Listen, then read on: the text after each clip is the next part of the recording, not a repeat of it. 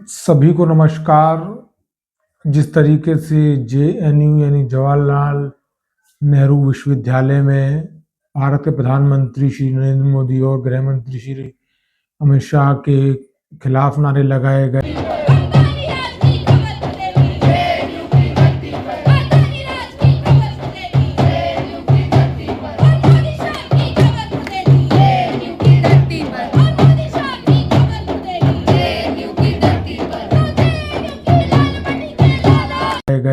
उनको कब्र में पहुंचाने वाले नारे लगाए गए। एक तरीके से इन्हें देश विरोधी नारे कहा जा सकता है।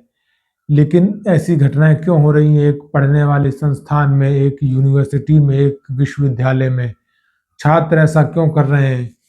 कई लोग कहते हैं, पत्रकार जो भाजपा समर्थक हैं या उन छात्रों के विरोधी हैं जो नारे लगा रहे हैं कि कम्युनिस्ट यानी कि जो सीपीआईएम या अन्य मार्क्सवादी दलों से जुड़े हुए छात्र हैं, उनकी विंग है, वो इस तरीके के देश विरोधी नारे लगाती है। ये नारे लगाए गए।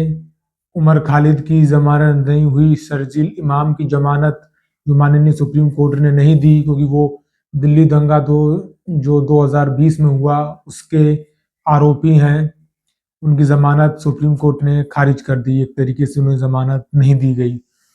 उसके विरोध में जेएनयू में वो नारे लगाए गए जहां पर प्रधानमंत्री नरेंद्र मोदी और अमित शाह को कब्र में पहुंचाने वाली बात कही गई। लेकिन उससे भी एक जरूरी बात जो उठनी चाहिए कि भारत के शिक्षण संस्थानों में जो ये छात्र राजनीति के नाम पर सभी दल अपने नोटिस देते हैं, कांग्रेस एनएसयूआई के माध्यम से, भाजपा अखिल भारतीय विद्यार्थी परिषद के नाम से, कम्युनिस्टों का भी अपना संगठन है लेफ्ट विंग का, तो सभी जो अपने संगठन चला रहे हैं छात्र राजनीति में, ये पूरी तरीके से गलत है। क्योंकि जो संस्थान बच्चों को पढ़ाने के लिए, अच्छी शिक्षा देने के लिए बनाए गए, उनमें राजनीति घुसेड़ने की जरूरत ही क्या है? वहां पर एक सार्थक विमर्श होना चाहिए, होना भी चाहिए सभी पहलुओं के साथ।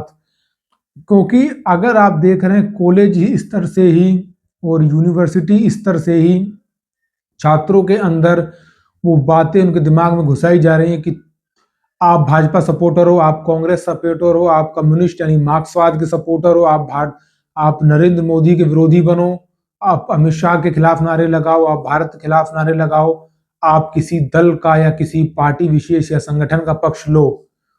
लेकिन ऐसा नहीं होना चाहिए। जबकि छात्रों को एक सार्थक विमर्श बताना चाहिए, अगर राजनीति के विषय में भी बताना है कि भारत एक लोकतांत्रिक देश है, आप अपने विचार व्यक्त करिए, लेकिन कभी भी संवैधानिक पदों पर बैठे हुए व्यक्तियों के लिए इस तरीके के अमर्यादित शब्द नहीं बोले जाने चाहिए।